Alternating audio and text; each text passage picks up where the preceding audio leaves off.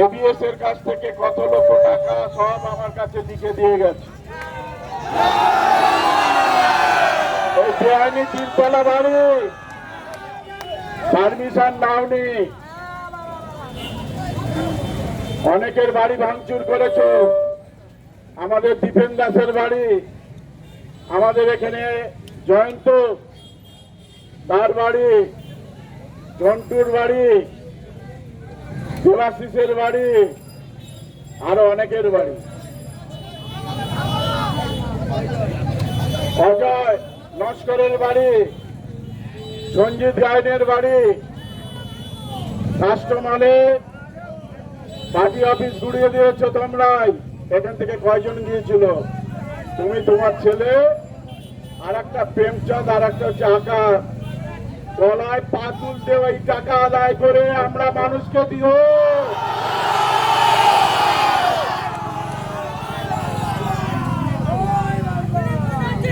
এই বাড়ি বেআইনি জেলা পরিষদ থেকে নোটিশ দিয়ে ভাঙিয়ে দেব।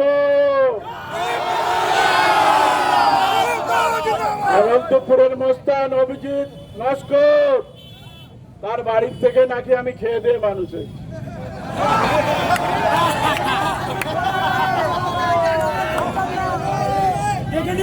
15 থেকে 1 মাস এর মধ্যে যাদের যাদের বাড়িতে ভেঙেছ শুনে রাখো কান দিয়ে, তাদের হাত ধরে ক্ষমা চেয়ে তাদের ছাড়িয়ে যদি না দিয়ে আসো, তোমার বাড়ি বিক্রি করে তাদের আমরা শোধ করব। আর একটা বিনময়, তার গোপ ওঠেনি এখনো, আমার ভাইয়ের কাছে বসে থাকতো, বাঁচিয়ে দিয়েছিলাম। আর নয়, অনেক সহ্য করেছি,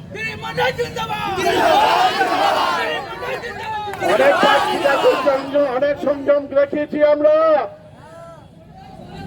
15 বছর শান্তিতে রেখেছিলাম, আর হবে না। ক্রিমিনালের ছেলে, সুকৃতি ছেলে ছিলাম, শুধরে যা, তুইও ব্যবসা করিস, কেবিলের ব্যবসা। একজনও কেবিল নেবে না, যাতে না নিতে পারে সেটাও ব্যবস্থা হবে।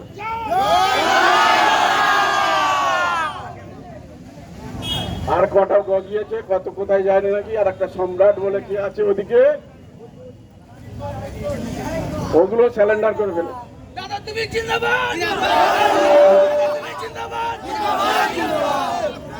আমি যার দিকে তাকাই সে বেশিক্ষণ থাকতে পারে না।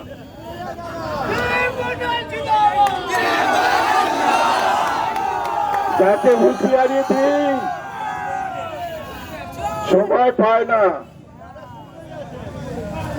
আজকের এই গেঞ্জি পড়েছি কেন?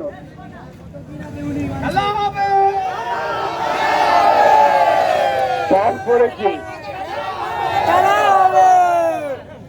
যতক্ষণ না এদের টাইট দেবো ততক্ষণ এই প্যান্ট-জামা পরে যখন ফিল্ডে নামবো এইভাবেই আসবো। কত শক্তি আছে রে, কত রসদ আছে, কত ফান্ড আছে। বলেছিলে 5 কোটি টাকা দিয়ে আজকে তৈরি হবে লড়াই। তোরা যদি পারিস দেখা যাবে 5 কোটি টাকা নিয়ে ফান্ডে লড়াই হবে। ওদের যে মুখ্যমন্ত্রী হয়েছেন তাকে জিজ্ঞেস করে দেখবি দিলীপ মন্ডলকে। ওদের আর একজন নেতা অর্জুন সিং, তাকে জিজ্ঞেস করে দেখবি দিলীপ মন্ডলকে। ওদের তাপস রায়, তাকে জিজ্ঞেস করে দেখবি দিলীপ মন্ডলকে। যে কটা মোস্তান আছে, আর একটা 2টো ক্রিমিনাল, শঙ্কর সরকার এত বছর বাড়িতে ছিল না, যদি বাড়ি ফেরে বাড়ি সমেত নিয়ে তুলে আনবো। আর একটা আছে রেজাউল, 15 বছর হাত চলে আমার পায়ে ধরে হাত ধরে খালি ঢুকতে চেষ্টা করেছিল, আমি বললাম হবে না, ক্রিমিনাল এখানে জায়গা নেই। শুধরে যায় ভালো, নাহলে ওই পেটে পাতুল দেখ সব নাড়ি মুড়ি বার করে দেবে।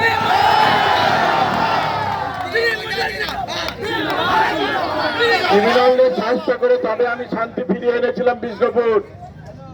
এই বিষ্ণুপুরকে অশান্ত করতে দেবো না। এখানে উন্নয়ন চলছে, উন্নয়ন চলবে, শান্তি ছিল, শান্তি চলবে। এদের টাইম দিলাম 15 দিন, তারপরে আর 7 দিন, তারপর লাস্ট বর্ডার। কত বড় ক্ষমতা, কত বড় হিম্মত, কত বড় লড়াইয়ের লোক আছে দেখে নেব। আমরা পুলিশকে ভয় পাই না, পুলিশের সঙ্গে অনেকবার লড়েছি, পুলিশের সঙ্গে অনেকবার লড়েছি, শুনে রাখো। মাঠে শুয়েছি, বিনা কারণে কেস খেয়েছি আমরা, অনেক জেল খাটিয়েছি সিপিএম। তোরা হরিদাস পাল,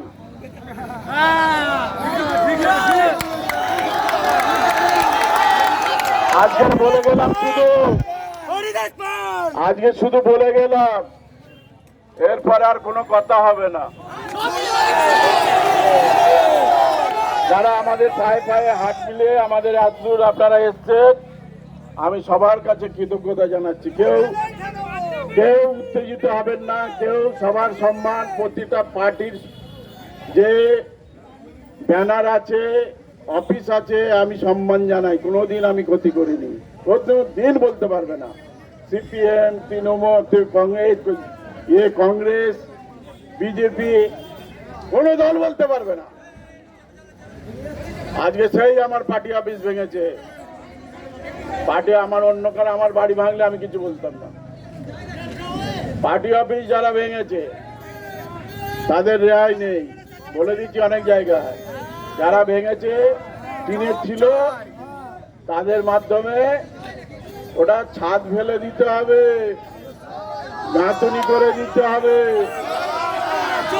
আদায় করে যাতে নিতে না পারি, তাহলে আমার নাম দিলীপ মন্ডল না। সবাই শান্ত হয়ে, ওই বাপ্পা কোথায়, কিভাবে দিবি, ওই সামনের দিকে ওরা দাঁড়াচ্ছে, ছোট্ট একটা টিফিনের ব্যবস্থা আছে, ওই কেউ উড়োউড়ি করবেন না, সামনের দিক থেকে আস্তে আস্তে করে 2জন করে লাইনে যাবে।